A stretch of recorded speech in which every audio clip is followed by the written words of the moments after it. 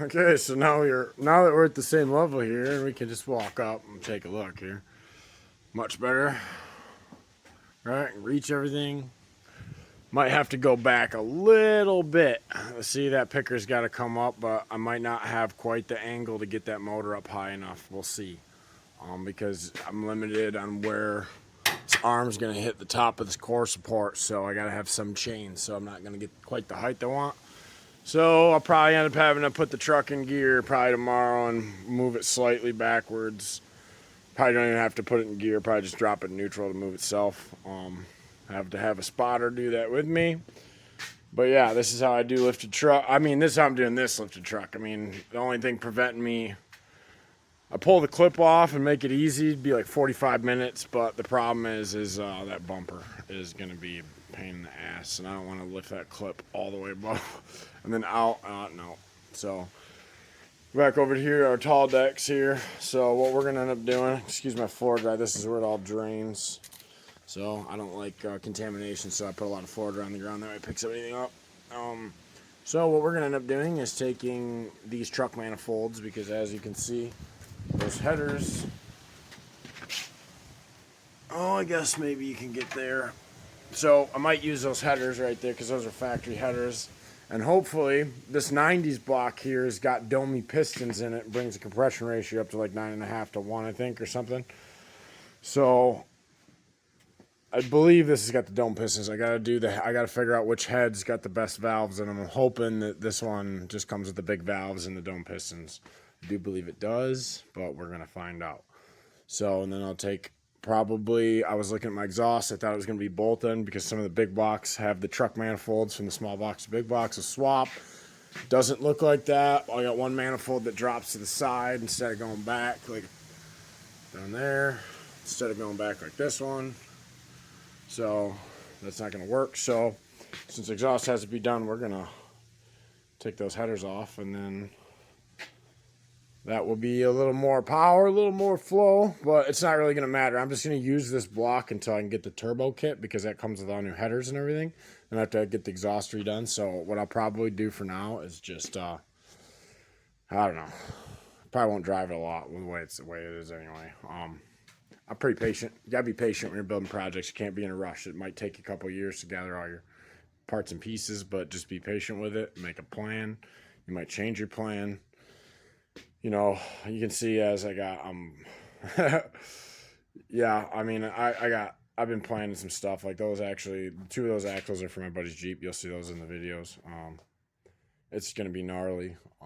It's just kind of, his is gonna be top notch, you know, equivalent to some of the, I mean, just sick. You know what I mean? So, versus this is just kind of big Chevy. It doesn't have quite the performance of a Jeep.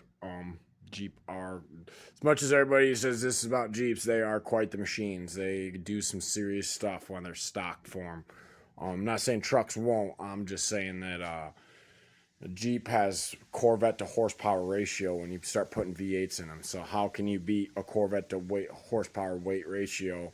And then on top of that, having axles that are only like 6 feet apart. I mean, look at the spacing I got. This is a shortened frame here, but just look at the spacing on this. This is in between extended cab. It's longer than an extended cab, but shorter than a long box. But it's nowhere near what a Jeep is. So, but this should be pretty, for a truck, this should do pretty well. I'm excited to see. So, yeah, but that's what I got going on. So I got to do the small block first into that other truck, and then we're going to take...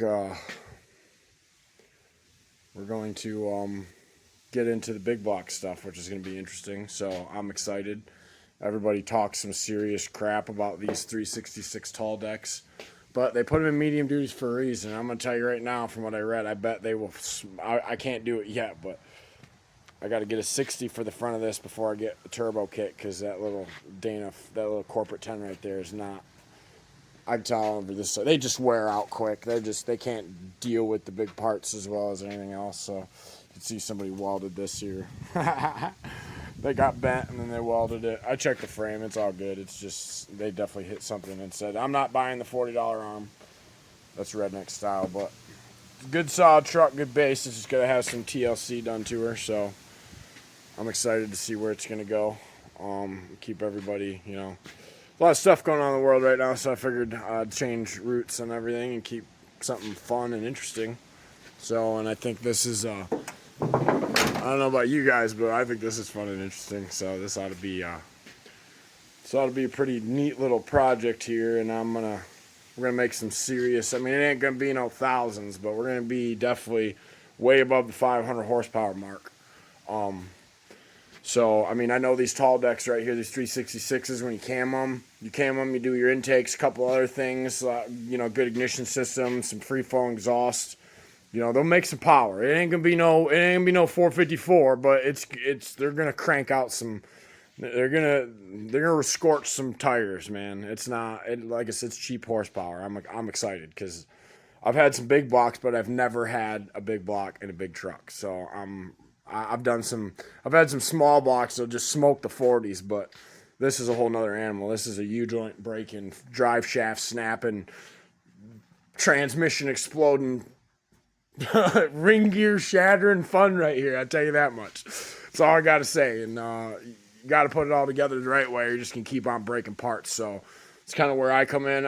I've dropped clutches on these trucks and had drive shafts snap and not even move. They just go on, look under the truck, and the drive shaft's sitting right there. Literally breaks off, goes just above the U-joints, and sits on the differential, and then sits on the top of the transfer case. Can't even tell the drive shaft was missing. Get back in the truck, hit the fucking gas again. Excuse my French. Hit the gas again, hit the throttle. Nothing happens. Gonna get back out. Look, oh, the drive shaft's broke completely off. It's just sitting, literally snapped off. Didn't hit nothing. Didn't bang. It just literally snapped and just set itself right there. I didn't even hear it hit anything. Couldn't even tell it was broke off till you really looked. It was friggin' insane. And that's from a 35-inch tires with posi and a granny 4-speed second gear clutch drop. It literally, the truck didn't even move, just bang. So I'm not kidding about what I just explained, and excuse my passion, but this stuff, this is pretty interesting. You'll see some of my videos, man. I've been doing this stuff before anybody even wanted these dang trucks, man. They were everywhere. There were some people collecting them, you know, some old guys and stuff, and there's some young kids, but for the most part, I got laughed at driving one of these to school. So everybody talking about how crappy my rusty, big old black truck was, and you know what? Humor's on them, because this right now, you know, these are machines. That's a piece of equipment. That ain't even a truck. I mean, it's all steel. You weld whatever you want to it. So obviously they did. So I got to give whoever, if they ever see this video, I don't know who built that truck, but I got to give them props, man. The longer, at first I didn't really like it. It's a short box, and then, you know, the more I keep messing with it and moving it around, the more I'm like, oh my god, this thing is freaking sweet. I see why they chopped the frame. They're just too long. So if you want to have any sort of off-road and fun with a four-door, man, you just can't do it with the long box. You will bend that thing around a tree. The frames just won't, you know, they're just, you can do it. I mean, you can. It'd make a great work truck, but that, yeah, I see what they did, and I see why they did it, because that is a mountain machine right there. I'm thinking about calling it the Badger. I don't know. I don't know. I will see what people say in the comments, but it's kind of the Turbo Badger. I don't know. We're not sure. It's still in the works. We'll see what it does. We'll see. 3 big blocks later, we'll see. We're gonna find out real quick. So I think besides the turbo kit, we need a special car. We need a type of carb. We need a high dollar ignition system. I need a high pressure fuel pump with regulators, so I can regulate the fuel pressure for the boost. And I don't even know. I'm not really sure if I'm gonna gap the rings on the first one. I got 3 of them, so why not? We'll see what happens. But I think we'll just keep it mild. Keep it 7 to 10 pounds. Not get her into it, and then we'll see what it all looks like. I'm gonna get some EGT gauges and some air to fuel ratio gauges just to make it extra fun. I mean, I can do it all by sound, and you know, but the best way to do it is information. Information never hurts. So we have EGT gauges that's going to tell us what the top of our pistons are going to be like. So you start filling it full of boost. What's happening is you're generating cylinder pressure. Cylinder pressure and explosion equals extra heat. So being that this is all cast iron, once you get it hot, once you get her warm, we're going to need some studs. That's all I got to say. So hope everybody likes these videos. It's going to be entertaining. Have a great night.